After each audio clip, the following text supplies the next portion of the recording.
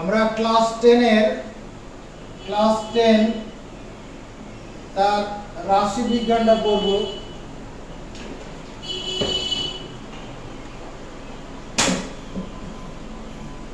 Class 10 রাশি বিজ্ঞান,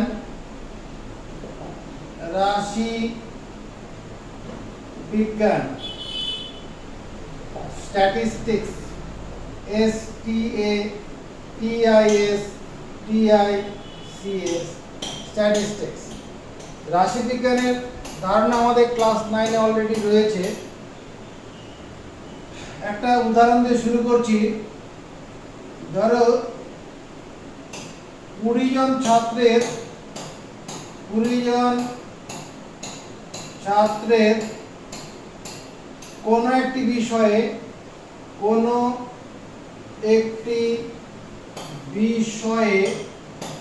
25-এর মধ্যে প্রাপ্ত নম্বরগুলি হলো এরকম। প্রথম ছেলে হয়তো 12 পেয়েছে, তারপরে 18 পেয়েছে, 19 পেয়েছে, 24 পেয়েছে, 22 পেয়েছে, 10 পেয়েছে, 6 পেয়েছে, 17 পেয়েছে, 20 পেয়েছে, 19 পেয়েছে, 21 পেয়েছে, 23 পেয়েছে, আবার 20 পেয়েছে, 17 পেয়েছে, 15 পেয়েছে। কজন হলো? 1 2 3 4 5 6 7 8 9 10 11 12 13 14 15। তারপরে 16 পেয়েছে, 2 পেয়েছে, 19 পেয়েছে, 20 পেয়েছে। কত হলো? 1 2 3 4 5 6 7 8 9 10 11 12 13 14 15 16 17 18 19। আরেকটা নম্বর এখানে লিখে দিচ্ছি, ধরো এটা 16। 20 জন ছাত্রের কোনো একটি বিষয়, সেটা অঙ্ক হতে পারে, ইংরেজি হতে পারে, যে কোনো বিষয়ে প্রাপ্ত নম্বরগুলো এইরকম আছে। এই নম্বরগুলো একটা কীরকম বৈশিষ্ট্য বা চরিত্র, প্রাপ্ত নম্বরগুলো কেমন হয়, যদি আমরা এটা সরল লেখার উপরে সেগুলোকে বসাই তাহলে কীরকম দেখতে হবে। এটা মনে করো 0 নম্বর, এটা 1, এটা 2, এটা 3, এটা 4-এর পয়েন্ট, এটা 5-এর পয়েন্ট, এটা 6, এখানে 7, এখানে 8, এখানে 9, এখানে 10, এটা 11, এখানে 12, এখানে 13, 14, 15, 16, 17, 18, 19, 20। 20 তো হবে না, আরও আছে, 25 পর্যন্ত আছে। প্রাপ্ত নম্বর 25-এর মধ্যে।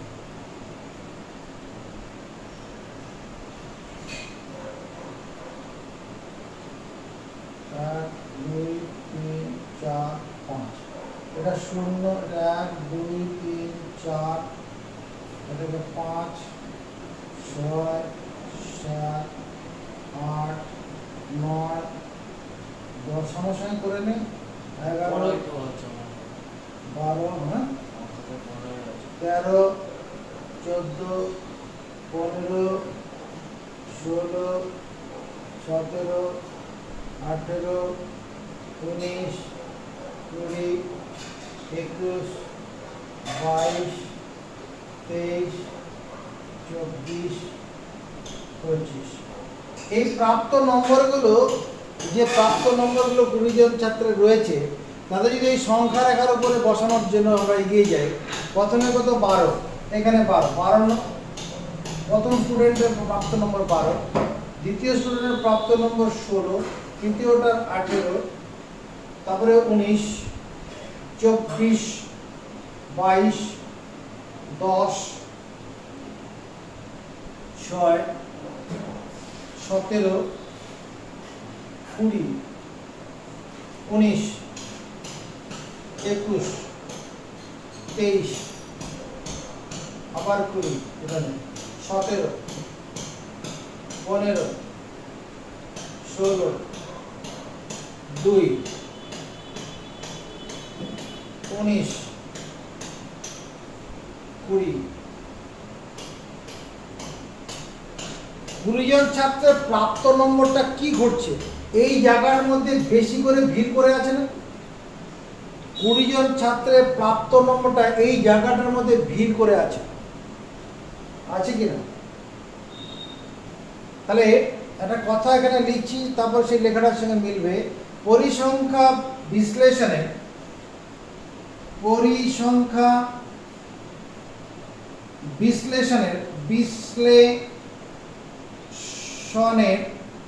প্রধান লক্ষ্য হলো, প্রধান লক্ষ্য বা উদ্দেশ্য বলতে পারি, প্রধান উদ্দেশ্যই বলি, কিছু অসুবিধা নেই। একার তাহলে সহজে বলা। পরিসংখ্যা বিশ্লেষণের প্রধান উদ্দেশ্য হলো একটি মাত্র সংখ্যা নির্ধারণ করা, এমন একটি সংখ্যা নির্ধারণ করা, এমন একটি সংখ্যা নির্ধারণ করা যা সমগ্র তথ্যের প্রতিনিধিত্ব করবে, যা সমগ্র তথ্যের প্রতিনিধিত্ব করে। পরিসংখ্যা বিশ্লেষণ মানে ছেলেদের প্রাপ্ত নম্বরের হিসাবটা মোটামুটি কেমন হয়েছে, কি সে কেমন হয়েছে ব্যাপারটা, মানে ভালো না খারাপ, সেই ব্যাপারগুলো বিশ্লেষণ করতে গেলে আমাকে একটা কি করতে হয়, এটা পরিসংখ্যার বিশ্লেষণ, এটাকে বলে। প্রধান উদ্দেশ্য হলো এমন একটি সংখ্যা নির্ধারণ করা যা সমগ্র তথ্যের প্রতিনিধিত্ব করে। প্রতিনিধিত্ব এমন একটা সংখ্যা করবে যে সংখ্যার দুদিকে মোটামুটি একই রকম তথ্যের মান ছড়ানো থাকবে। তো এইরূপ মানকে, এই যে এমন একটি সংখ্যা নির্ধারণ করা, এই মানটাকে কি বলে? এই মানকে বলে কি? কেন্দ্রীয় মান। এরপরে যে কথাটা বলছি, সাধারণত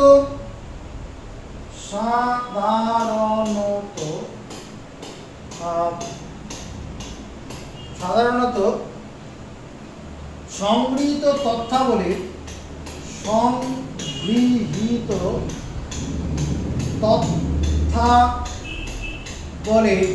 যে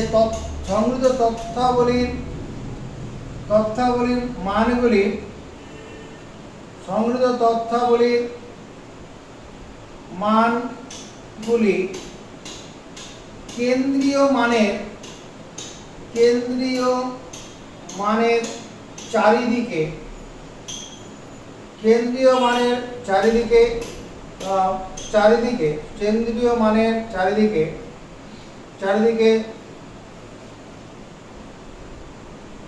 সংগৃহীত তথ্যের মানগুলি পরিসংখ্যা বিভাজন, সংগৃহীত তথ্যের মানগুলি পরিসংখ্যা বিভাজনের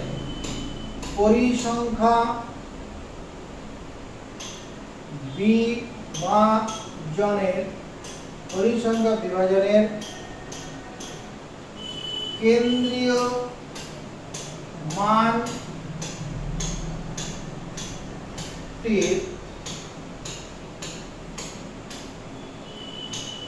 সংগৃহীত তথ্যের মানগুলি কেন্দ্রীয় মানটির সংগৃহীত তথ্যের মানগুলি পরিসংখ্যা বিভাজনের মাঝামাঝি স্থানে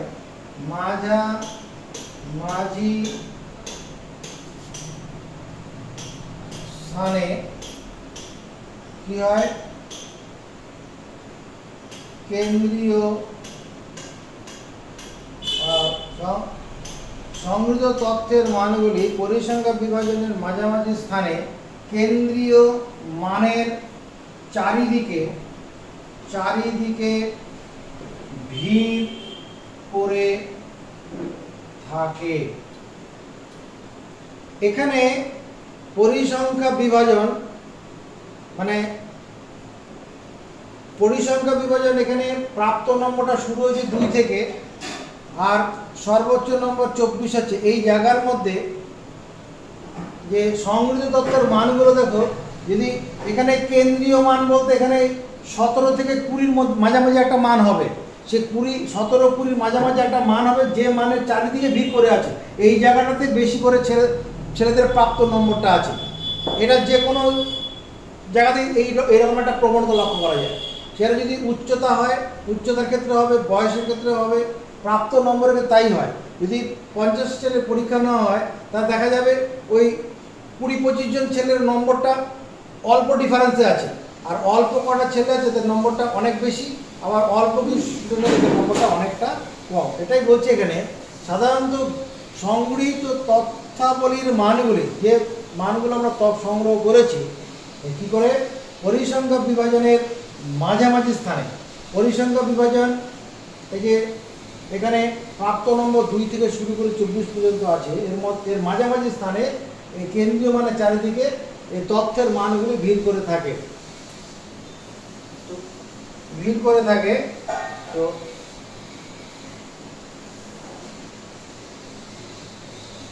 তথ্যের মানগুলির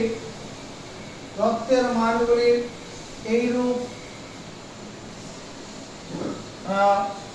কেন্দ্রীয় মানের চারিদিকে ভিড় করে থাকার প্রবণতাকে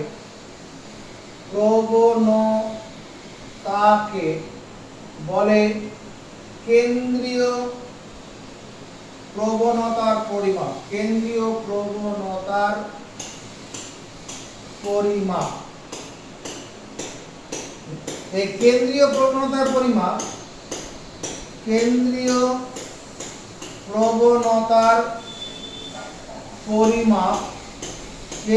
প্রবণতার পরিমাপ 3 ভাবে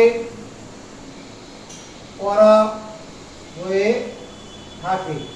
মানে কোন মানটার চারিদিকে তথ্যের মানগুলি ভিড় করে আছে সেটা 3 ভাবে নির্ণয় করা হয়ে থাকে। একটা হচ্ছে গড় মান, যেটাকে আমরা মিন বলবো, মিন অর অ্যাভারেজ, AVERAGE, অ্যাভারেজ। 2 নম্বর হচ্ছে মধ্যমা, 3 নম্বর হচ্ছে সংখ্যাগুরু মান। এখানে মধ্যমা যে মিডিয়ান, MEDIAN, মিডিয়ান, আর সংখ্যাগুরু মান হচ্ছে মোড, MODE। পরিসংখ্যা বিশ্লেষণের উদ্দেশ্যটাই হচ্ছে এমন একটা সংখ্যা নির্ধারণ করা যা সমগ্র তথ্যের প্রতিনিধিত্ব করে। যে তথ্যটা দিয়ে আমরা বুঝতে পারবো যে যদি পরীক্ষার প্রাপ্ত নম্বরই হয় তো সেই নম্বরটা পরীক্ষাতে ভালো হলো না খারাপ হলো, সেটা এই মানে গড় নম্বর বা মধ্যমা হিসাব করে সেটা মোটামুটি একটা সিদ্ধান্ত নেওয়া যায়। আর এই মানটাকে কেন্দ্রীয় মান, সেন্ট্রাল ভ্যালু বলা হয়। সংগৃহীত তথ্যাবলীর মানগুলি পরিসংখ্যা বিভাজনের মাঝামাঝি স্থানে কেন্দ্রীয় মানের চারিদিকে ভিড় করে থাকে। এই ছবিটা থেকে সেটা স্পষ্ট। আর কেন্দ্রীয় মানের চারিদিকে ভিড় করে থাকার বা তথ্যের মানগুলি এবং কেন্দ্রীয় মানের চারিদিকে ভিড় করে থাকার যে প্রবণতা তাকে বলে কেন্দ্রীয় প্রবণতার পরিমাপ। কেন্দ্রীয় প্রবণতার পরিমাপ 3 ভাবে করা হয়ে থাকে। এটা গড় বা অ্যাভারেজ, মধ্যমা বা মিডিয়ান, আর সংখ্যাগুরু মান। আমরা এখানে গড় বলতে হচ্ছে মানে অ্যাভারেজ, AVERAGE, অ্যাভারেজ, বা এটাকে arithmetic mean, ARITH, arithmetic, METIC, arithmetic mean, এটার কথা বুঝবো। এই অ্যারিথমেটিক মিন বা গড় 2 রকমের আছে। Arithmetic mean, ARITH, arithmetic METIC arithmetic mean মানে যেটা আমরা গড় বলেই পরিচয় পাবো। এটা দুই রকমের আছে, দুই প্রকার।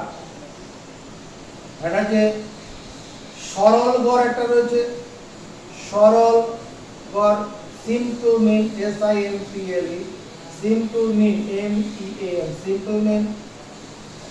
আরেকটা ভার যুক্ত গড়, ভার যুক্ত গড়। আমাদের এই ভিডিওটা দেখার পরে আমাদের যে পরে যে সমস্ত ভিডিওগুলো রয়েছে স্ট্যাটিস্টিক্সের পার্ট 2, পার্ট 3, পার্ট 4 বলে, ওইগুলো দেখবে। এই ভিডিওটাকে আগে দেখবে, এই ভিডিওটাকে প্রথমে দেখে নিয়ে তারপরে পার্ট 1, পার্ট 2, পার্ট 3 এই ভিডিওগুলো দেখবে।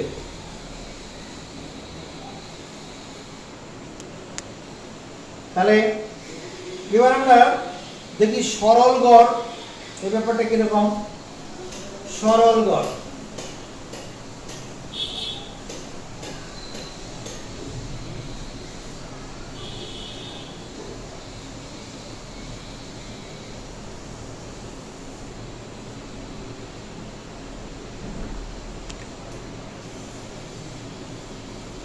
সরল গড়, এই সরল গড় নির্ণয়ের দুটি পদ্ধতি রয়েছে। কি পদ্ধতি? একটা হচ্ছে direct method DIRECT, direct method METHOD, যেটাকে বলে প্রত্যক্ষ পদ্ধতি।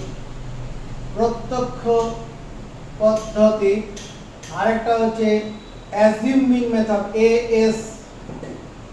ASUMED, অ্যাজিউম মিন মেথড MEAN, অ্যাজিউম মিন মেথড। এটা যে কল্পিত গড় পদ্ধতি,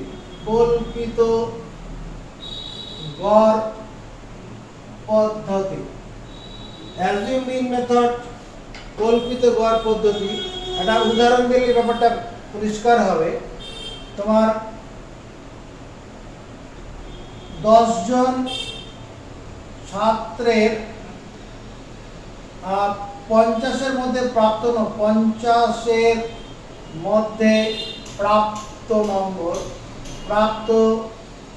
নম্বর ধরো একজন ছেলে 40 পেয়েছে, আরেকজন 25 পেয়েছে, আরেকজন 48 পেয়েছে, আরেকজন 20 পেয়েছে, 10 পেয়েছে, 37 পেয়েছে,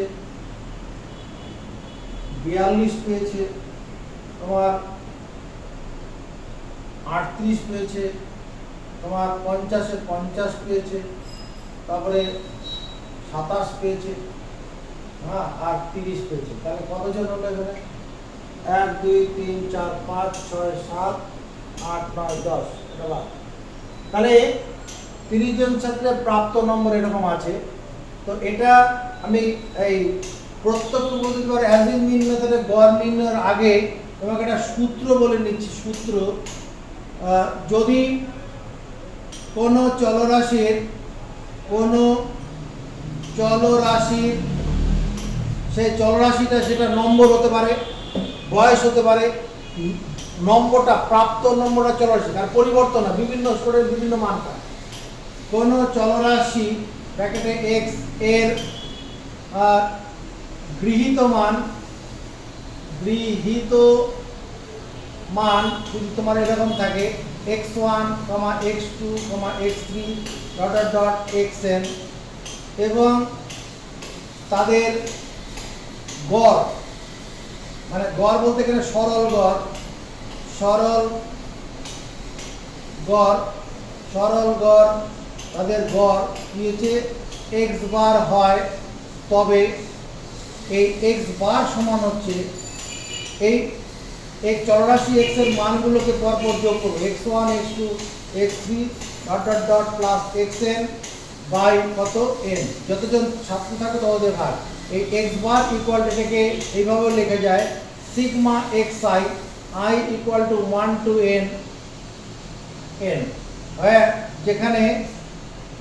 যেখানে i equal to 1 2 3 dot n এই x bar equal to এটাকে sigma x by n এভাবেও লেখা হয়। সিগমা x বলতে ওই প্রাপ্ত মানগুলিকে যোগ করতে হবে আর যতজন ছাত্র থাকবে বা পরিসংখ্যা যা থাকবে সেটাকে ভাগ। তাহলে এখানে এই প্রবলেমটা এরকম আছে, তো x এর মান এখানে প্রাপ্ত নম্বর x এর মানগুলো কত 40 25 48 20 10 37 42 38 50 27 এই যে 40 এটা আসলে x1, 25 এটা আসলে x2, এটা x3, এটা x4, এটা x5, এটা x6, এটা x7, এটা x8, এটা x9, এটা x10। তাহলে যদি এটা যোগ করা হয় এটা সিগমা x এর মর্যাদা দেবে। যোগ করলে কত হচ্ছে 7 8 15 17 17 24 24 আর 8 24 আর 32 হচ্ছে 37 আর থাকলো 3 3 5 5 5 10 10 17 20 21 22 23 27 28 29 29 আর 33।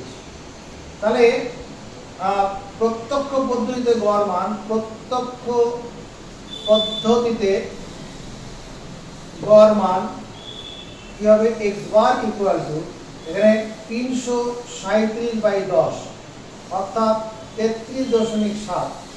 এটা হচ্ছে তোমার কি একটা ওই যে কেন্দ্রীয় প্রবণতার মান, কেন্দ্রীয় মান যে মানটার চারিদিকে বিভিন্ন মানগুলো ভিড় করা আছে।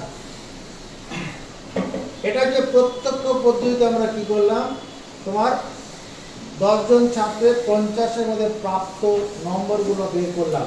এবার কল্পিত গড় পদ্ধতিতে কি করে কল্পিত গড় পদ্ধতি। কল্পিত গড় পদ্ধতিতে যদি চলরাশি x এর গৃহীত মান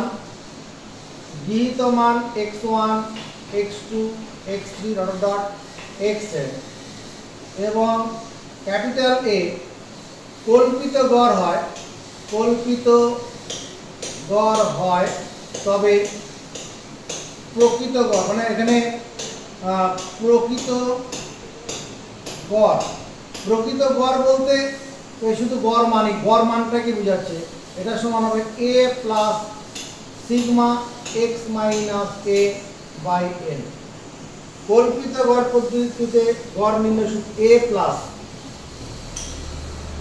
গড় মানটাকে x বার দিয়ে লেখা a plus sigma x minus a by n। এটা যখন আমরা করব, আমরা এই প্রবলেমটাকে এই কোশ্চেনটাকে এখানে করছি কিভাবে করব, প্রাপ্ত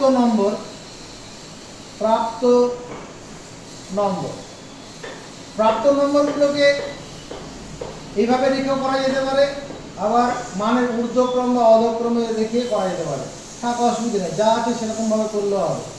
40 25 48 20 10। আচ্ছা, প্রাপ্ত নম্বরগুলো আমরা মানের ঊর্ধ্বক্রমে ছোট থেকে বড়, সবচেয়ে কম নম্বর 10, তার 10-এর থেকে বেশি কত আছে 20, 20-র থেকে বেশি 27, 25 আছে 25, 25-এর পরে 27, 27-এর পরে 37 আছে 37, 38, 40, 42, 48, 50, 50 কত হলো 1 2 3 4 5 6 7 8 9 10। ঠিক আছে, এই যে প্রাপ্ত নম্বরটা 10 থেকে শুরু করে 50 পর্যন্ত রয়েছে, তার মাঝামাঝি একটা মান কোথায় হতে পারে? মাঝামাঝি মান এই 27-এর কথা ভাবা যেতে পারে। যদি আমরা 27টাকে ধরি, 27 না ধরে 37কে ধরলে ভালো হবে। আমরা 37টাকে মাঝে মাঝে কারণ এদিকের মানগুলো বেশি বড় আছে, 37টাকে আমরা একদিন মিন ধরবো। তাহলে এবার x minus a, x minus a মানে x মাইনাস 37, এটা 10 মাইনাস 37, এটা করলে মাইনাস 27, এটা 20 minus 37 minus 17, 25 minus 37 minus 12, 27 minus 37 এটা মাইনাস 10, 37 মাইনাস 37 0, 38 মাইনাস 37 এটা 1, 40 মাইনাস 37 এটা হচ্ছে 3, 42 মাইনাস 37 এটা হচ্ছে 5, 48 মাইনাস 37 1, 11, 50 মাইনাস 37 এটা হচ্ছে 13। এবার আমাদের যে কল্পিত পদ্ধতিতে গড় মান যেটা আছে এটা এখানে যোগ করে ফেলা যায়। এটা যোগ করলে সিগমা, এটা x মাইনাস a হবে, সিগমা x মাইনাস a।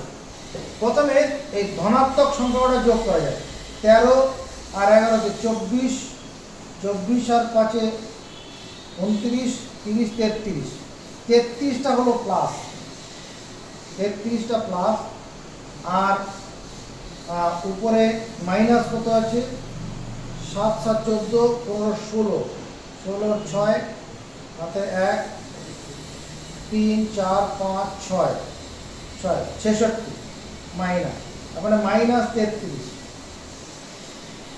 তাহলে x বার কত হবে, x বার a আমরা কত ধরেছি 37 plus minus 33/10, x bar equal two 37 plus মানে তো মাইনাস 33/10 মানে 3.3, x বার ইকুয়াল টু এবার 37 থেকে 37 মানে কি 37.0 থেকে 3.3 বিয়োগ করব, তাহলে কত দাঁড়াবে 7 1 4 3 33.7। তাহলে প্রত্যক্ষ পদ্ধতিতে গড় মান যা বেরোলো আমাদের কল্পিত গড় পদ্ধতিতে একই মান বেরিয়েছে, তাই তো। এটা আমাদের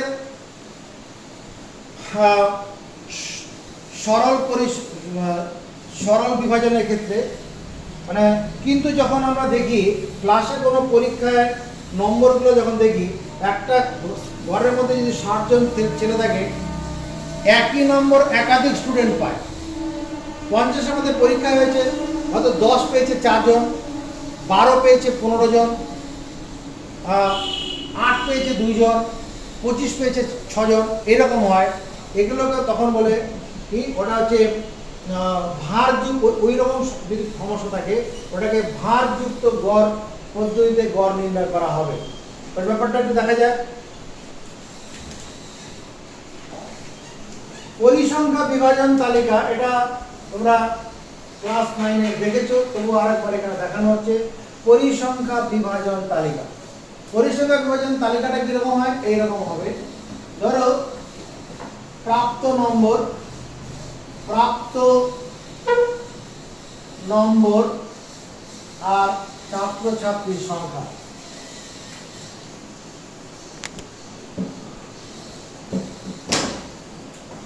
প্রাপ্ত নম্বর আর ছাত্র ছাত্রীর সংখ্যা, প্রাপ্ত নম্বরটাকে x আর পরিসংখ্যাটাকে আমরা f দিয়ে সংযুক্ত থাকি। এবার প্রাপ্ত নম্বর, ধরো 50-এর মধ্যে পরীক্ষা হয়েছে, তোমার 50-এর মধ্যে পরীক্ষাতে দেখা যাচ্ছে 10 পেয়েছে 3 জন, এর থেকে কম কেউ পায়নি। 18 পেয়েছে 4 জন, 20 পেয়েছে 2 জন, 23 পেয়েছে 10 জন, 26 পেয়েছে 4 জন, 32 পেয়েছে 6 জন। তাহলে কত হলো ছাত্র সংখ্যা এখানে 7 8 9 9, আর এখানে দিয়ে দিই 50-এর মধ্যে 48 পেয়েছে একজন। মোট ছাত্র সংখ্যা দেখে নাও কত হলো। 2 3 আছে 7, 7 আর 2 9, 9 আর 4 13, 13 19 20 30 জন, মোট 30 জন ছাত্র আছে এখানে। মোট ছাত্র সংখ্যা কত? মোট ছাত্র সংখ্যা 30। দেখো এই 30 জন ছাত্রের প্রাপ্ত নম্বরের গড় মান। 3 জন ছেলে 10 করে পেয়েছে। প্রাপ্ত নম্বরের গড় মান যদি কোনো ছেলে এইভাবে করে কি 10 + 10 + 10, আমরা এভাবে করবো না, কিন্তু আমরা বোঝানোর জন্য করছি। 18 নম্বর 4 জন ছেলে পেয়েছে। 20 নম্বর পেয়েছে 2 জন ছেলে, 20 + 20। 23 পেয়েছে 10 জন ছেলে, 23 23 23 23 23 23 23 প্লাস 23 23 23 কয় হলো? 1 2 3 4 5 6 7 8 9 10 শেষ। এবার 26 পেয়েছে 4 জন, 26 26 26 26। আর 32 পেয়েছে 6 জন, 32 32 32 32 32 32 48 পেয়েছে একজন। এখানে মোট কতজন ছাত্র আছে? এখানে মোট 1 2 3 4 5 6 7 8 9 10 11 12 13 14 15 16 17 18 19 20 21 22 23 24 25 26 27 28 29 30 জন। পরীক্ষায় কি এইভাবে করা হবে না, এভাবে আমি তো বোঝানোর জন্য করছি। গড় মানের বার এই যে দেখো যোগের সংক্ষিপ্ত রূপ গুণ, আমি 10 3 বার 10 না লিখে আমি তো 10 × 3 লিখলেই পারতাম। 18 4 বার না লিখে 18 × 4 লিখলে পারতাম। 20 2 বার না লিখে 20 × 2 লিখতে পারতাম। 23 10 বার না লিখে 23 × 10 লিখলেই হতো। 26 4 বার না লিখে 26 × 4, 32 6 বার না 32 × 6 আর 48 × 1। মোট কত এখানে আছে? তোমার 3 + 4 + 2 + 10 + 4 + 6 + 1। x বার ইকুয়াল টু এখানে কত আছে? 3 × 10 30, 4 × 8 72, 4 × 8 72, এটা 40, এটা 230 আর 4 6 24 4, 4 2 8 10 আর 6 2 12, 3 6 18 19 8 40, নিচে কত? 30। x বার যোগ করি 8 আর 2 10, 10 আর 4 14, 14 আর 2 16, আর থাকলো 1, 4 1 5, 5 আর 9 5 আর 9 14, 14 আর 3 17, 17 সাথে 24 27, আর থাকলো 2 2 1 3, 30 দিয়ে ভাগ।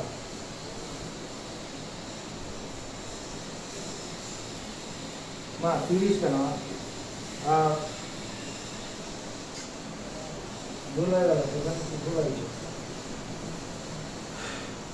8 আর 2 10, 10 আর 4 14, 14 আর 2 16, আর থাকলো 1, 3 আর 4, 4 আর 7 11, 11 4 15, 15 3 18, 18 9 27, 27 4 31, 31 এর 1, আর থাকলো 3 4 5, 5 আর 2 7, 5 2 7,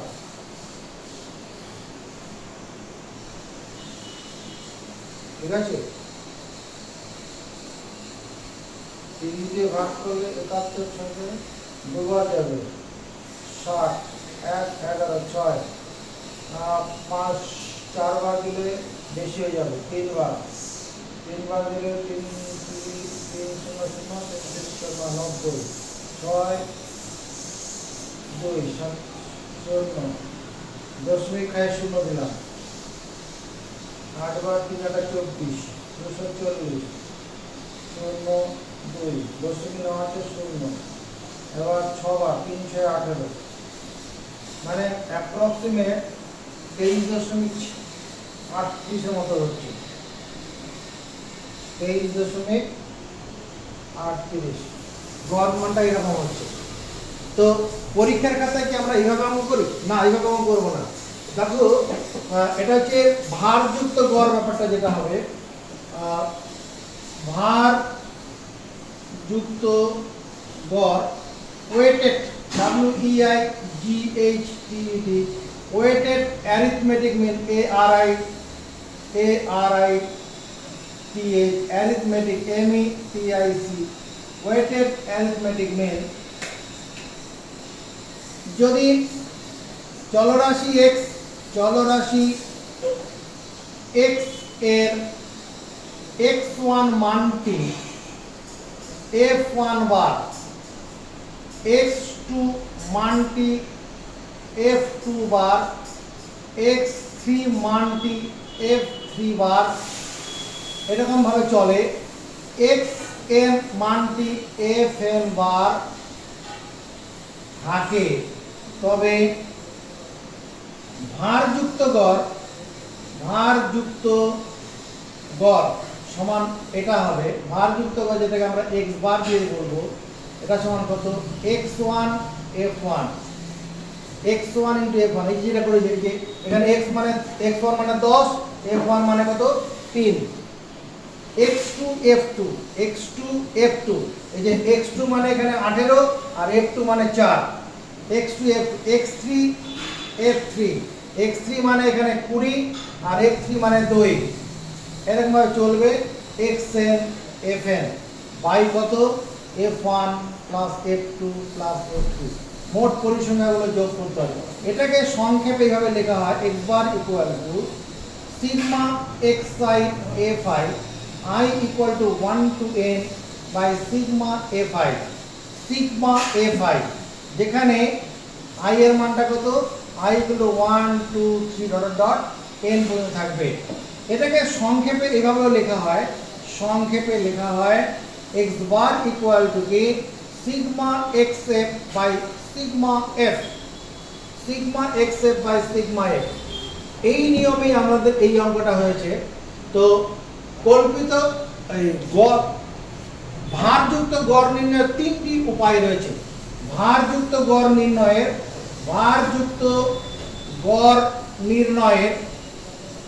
নির্ণয়ের 3টি পদ্ধতি আছে, 3টি পদ্ধতি বর্তমান।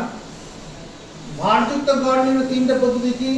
1 নম্বর হচ্ছে প্রত্যক্ষ পদ্ধতি, যে পদ্ধতিটা তোমার এখানে আমি করে দেখাচ্ছি, প্রত্যক্ষ পদ্ধতি, এটাই প্রত্যক্ষ পদ্ধতি, এটা অন্যরকম করা আছে, প্রত্যক্ষ পদ্ধতি।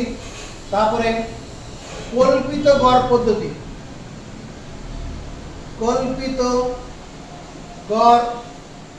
পদ্ধতি, আর ক্রমবিচ্যুতি পদ্ধতি, ক্রমবিচ্যুতি পদ্ধতি। প্রত্যক্ষ পদ্ধতির ডাইরেক্ট মেথড। এই ভারযুক্ত গড়টা নির্ণয় করা হয়ে থাকে পরিসংখ্যা বিভাজন তালিকার ক্ষেত্রে। পরিসংখ্যা বিভাজন তালিকা, পরিসংখ্যা বিভাজন তালিকা কোনটা? ওই যে বোর্ডে যেটা করা আছে, পরিসংখ্যা বিভাজন তালিকা বা শ্রেণী বিভাজন তালিকা, শ্রেণী পরিসংখ্যা বিভাজন তালিকা, শ্রেণী পরিসংখ্যা বিভাজন তালিকা থেকে কি করা যায়? এই ভারযুক্ত গড় নির্ণয় করা হয়, করা হয়। শ্রেণী পরিসংখ্যা বিভাজন তালিকা থেকে ভারযুক্ত গড় বা পরিসংখ্যা বিভাজন তালিকা থেকে ভারযুক্ত গড় নির্ণয় করা হয়। আমরা এই যে অঙ্কটা এখানে করলাম, এটা হচ্ছে একটা শ্রেণী পরিসংখ্যা বিভাজন তালিকা। এর একটা অঙ্ক এখানে আমরা করে দিচ্ছি, বাকি পরপর যে ভিডিওগুলো আমাদের ছাড়া আছে সেখান থেকে দেখে নেবেন।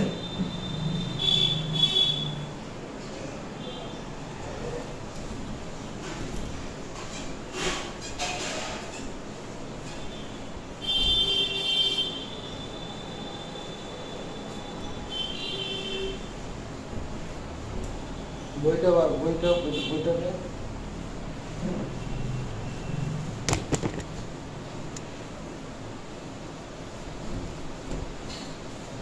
340 পাতা বোধহয়, পেজ নাম্বার 340 তো, হ্যাঁ 340 পাতা যে প্রথম যে অঙ্কটা রয়েছে সেটা আমরা প্রত্যক্ষ পদ্ধতিতে করব। প্রত্যক্ষ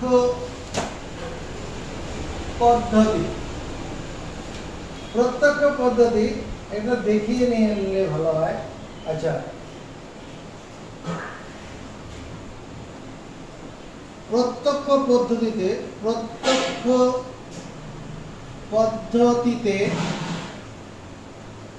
ভারযুক্ত গড় নির্ণয়। এর সূত্রটা কি? সূত্রটা এরকম, যদি চলরাশি x এর গৃহীত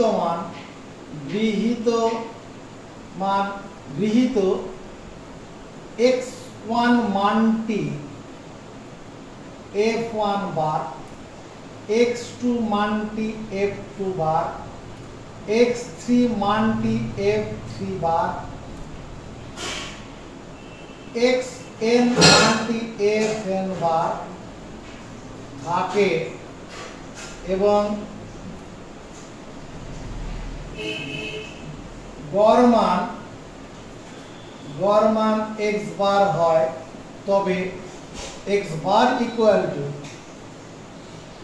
ওই sigma xf by sigma f হবে। সিগমা xf মানে ওটা বিস্তৃত করে লিখলে এরকম আসবে, x1 f1 plus x2 f2 x3 f3 dot xn fn by sigma f মানে f1 plus f2 plus f3 dot fn।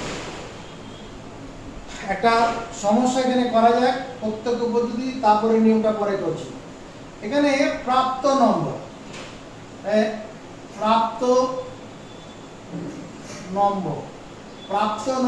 আর এখানে ছাত্র ছাত্রীর সংখ্যা, ছাত্রীর সংখ্যা। প্রাপ্ত নম্বরে কি দেওয়া আছে? হ্যাঁ, বয়স দেওয়া আছে। ও বয়স, এখানে বয়স বছরে দেওয়া আছে। আর এখানে কি তাহলে বন্ধুর সংখ্যা আছে নাকি? বন্ধুর সংখ্যা, ছাত্রের বইয়ের অঙ্কটাই করছি। বন্ধুর সংখ্যা, প্রথম বয়স হচ্ছে 15 বছর বয়স, কজন বন্ধুর আছে? 4 জন বন্ধুর আছে। 15 পরে 16 বছর বয়স, কজন বন্ধুর আছে? 7 জন। 17 বছর বয়স কজন বন্ধুর আছে? 3 জনের। 10 জনের আছে। 18 বছর বয়স কজনের আছে? হ্যাঁ, এটাও 10। 19 বছর বয়স কজনের আছে? হ্যাঁ, 5। আর 20 বছর বয়স আছে 4 জন। এই যে তথ্যটা এখানে তুলে ধরা, এটা হচ্ছে একটা পরিসংখ্যা বিভাজন তালিকা। আমি একটা এক্সট্রা ছক এখানে করেছি, এটা অঙ্কটা করার জন্য। তোমার কোশ্চেনে এইটুকুনি থাকবে। এবার পরীক্ষা করার জন্য এরকম ভাবে ভার্টিক্যালি স্তম্ভ আকারে লিখে নেবে। এবার এই যে ছাত্র বয়স, যেটা বন্ধুদের বয়স, এটা হচ্ছে এক্স, চল সংখ্যা। এখানে 15 মানে ওই x1 মানটা, এগুলা পরীক্ষা খাতায় তোমাকে লিখতে হবে, আমি বোঝানোর জন্য শুধু এখন করছি। এই x1 x2 x3 এগুলা তোমায় লিখতে হবে না, শুধু আমি বোঝানোর জন্য লিখলাম। এখানে 4 মানে এটা f1, 7 মানে f2, 10 মানে f3, এটা হচ্ছে f4, এটা f5, এটা হচ্ছে f6। তাহলে আমাদের গড় মান নির্ণয়, প্রত্যক্ষ পদ্ধতি গড় মান নির্ণয়ের সূত্রটা সেটা sigma xf by sigma f। তাহলে সিগমা fটা করি, সিগমা f এটা করলে পরে দেখো কত হয়, এটা সম্ভবত 40 হবে। 4 আর 5 9, 9 আর সাথে 9 আর সাথে 26 আর 4 30, 30 এর 0 আর ভুল করলাম, 4 আর 5 9, 9 আর সাথে 16, 16 4 20, হাতে 2 আছে, 3 4 40। তাহলে সিগমা f হচ্ছে 40। তাহলে এখানে আর xf, এটা x এর সঙ্গে x1 f1, এটা xf, এটা গুণ করো, 4 15 60, 7 6 7 42 এর 2, 7 থেকে 7 4 11, 112, এটা 170, এটা 180, এটা 7 5 19 95, এটা 80। এখানে পরীক্ষার ক্ষেত্রে অঙ্কগুলো করবে একক স্থান বরাবর একককে বসাবে, না হলে গন্ডগোল হয়ে যাবে। একক বরাবর একক, দশক বরাবর দশককে বসাবে। তাহলে এখানে সিগমা xf এটা যোগ করলে কত হবে, এটা 693 নাকি কত হয়েছে, 97, ঠিকই আছে 697। তাহলে এখানে 697 লিখবো আর নিচে 40, তাহলে x বার। এবার এটাকে ভাগ করতে হবে, আলাদা জায়গায় ভাগ করে ফল বসাতে হবে। 6 - 7 একবার যাবে, 40 একে 40, 9 2 7 নামা, 7 বার যাচ্ছে, 4 7 28, 7 1 17, দশমিক খাইয়ে 0 নামাবো, 4 বার যাবে, 4 16 4 4 160, দশমিক নামা আছে 0 নিলাম, 2 বার 80, 0 2, দশমিক না 5 বার দিলে মিলে যাবে। তাহলে 17.425 এত বছর, বছর লিখতে হবে, এটা হচ্ছে উত্তর। তাহলে ওই 40 জন বন্ধুর বয়সের গড় 17.425 বছর। তোমার বইতে উত্তরটা এরকম করা আছে 17.43 বছর। এখানে এখানে দশমিকের পরে তৃতীয় অঙ্কটা 5 আছে, তাই জন্য আগে 1 যোগ হয়ে গেল। আমরা এটা কি করলাম, প্রত্যক্ষ পদ্ধতি করলাম। আমরা এবার কল্পিত গড় পদ্ধতিতে ভারযুক্ত গড় করব। কল্পিত গড় পদ্ধতি, কল্পিত গড় পদ্ধতিতে গড় মান নির্ণয়। এর জন্য একটা আলাদা সূত্র আছে। কি সূত্র, যদি চলরাশি x এর x1 মানটি f1 বার, x2 মানটি f2 বার, x3 মানটি f3 বার, এরকম চলবে। xn মানটি fn বার থাকে এবং ক্যাপিটাল A কল্পিত গড় হয়, কল্পিত গড় হয়, তবে গড় মান যেটা x বার সেটা কি হবে, a plus sigma x minus a into f by sigma f। এই সূত্রটা দিয়ে করতে হবে। আমরা এই অঙ্কটা এবার এই নিয়মে করি, দেখো একই উত্তর বের হবে। আমরা এবার কল্পিত গড় পদ্ধতিতে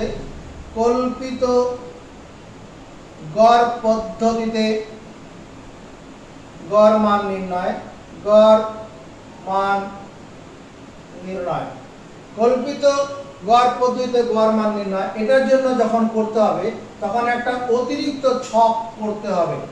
অতিরিক্ত ছক, এখানে কটা স্তম্ভ, 3টা হয়েছে, এখানে 4টে স্তম্ভ লাগবে। এখানে বয়স, বছর, বন্ধুর সংখ্যা, বয়সটা x চল সংখ্যা হয়, বন্ধুর সংখ্যাটা f। এবার এখানে বয়সটা প্রথমে লিখি 15, 16, 17, 18, 19, 20। তোমাদের বলছি অঙ্কটা যাতে ভুল হবে না, যদি তুমি এরকম ছক দাগ টেনে নাও, এরকম দাগ টেনে নিলে পরে স্কেল ব্যবহার না করলেও হবে, স্কেল ব্যবহার করলে ভালো, না করলেও চলবে, কিন্তু এরকম দাগ টেনে নিলে পরে এক নির্দিষ্ট ঘরে নির্দিষ্টটা বসবে। এবার পরিসংখ্যা 4, 7, 10, 10, 5, 4। এবার 15 বছর থেকে শুরু করে 20 বছরের মধ্যে বয়সটা আছে, তাহলে এখানে মাঝামাঝি একটা গড় কল্পনা করো। হয় 17 বছরটাকে আমরা কল্পিত গড় ভাবি, এটা 18 বছর ধরলেও হবে। যদি কোনো ছেলে 18 বছর ধরে তাও চলবে, তবে 15 আর 20 মাঝামাঝি 17 বছরটাই হয়, এটা ধরলেই ভালো হবে। তাহলে এবার x মাইনাস a, এই যে সূত্রে লেখা আছে x মাইনাস a, তাহলে x মাইনাস a 15 মাইনাস 17 করলে -2, 16 মাইনাস 17 তে -1, 17 মাইনাস 17 এটা 0 জমা দেবে, 18 মাইনাস 17 এটা 1 হবে, 19 মাইনাস 17 এটা 2 হবে, 20 মাইনাস 17 তে 3 আসবে। এবার আমাদের সূত্রটা যেটা আছে sigma x minus a into f, এই বন্ধু সংখ্যাগুলো তাহলে x মাইনাস a তার সঙ্গে f গুণ করব। তাতে দেখো আমাদের আগে যে বড় বড় গুণ পেয়েছিলাম এখানে ছোট হয়ে যাবে। এই -2 এর সঙ্গে এই 4 গুণ করব, মাইনাস a, এর 7 এর সঙ্গে -1 গুণ করব, -7, 10 এর সঙ্গে 0 গুণ করব, 0, 10 এর সঙ্গে 1 গুণ করব, 10, 5 এর সঙ্গে 2 গুণ করব, 10, 7, 3, 3, 4, 12।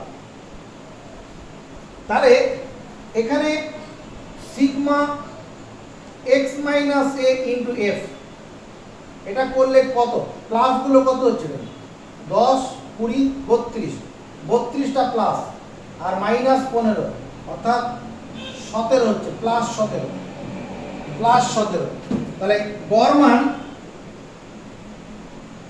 মান x বার। সূত্রটা কি a মানে আমরা 17 ধরেছি, a প্লাস 17/40,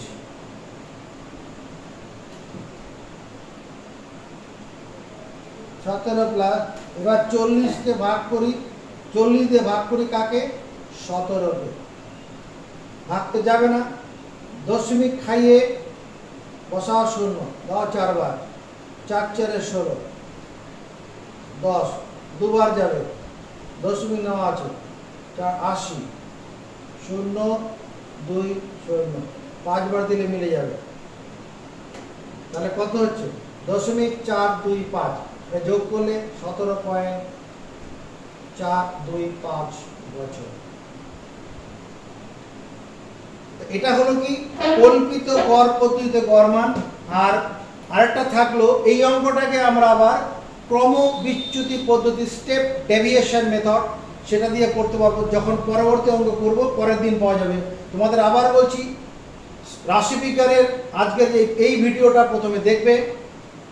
প্রথম ভিডিওটা যদি কেউ আগে ইউটিউবে তুমি পেয়ে যায় থাকো, ওটা তোমার শব্দ বোঝা যাচ্ছিল না, যার জন্য নতুন করে ভিডিওটা করা হলো। এটা করার পরে এরপরে যে ভিডিওগুলো পর দেবে, পার্ট 2, পার্ট 3, পার্ট 4, ওইগুলো এরপরে লক্ষ্য করবে।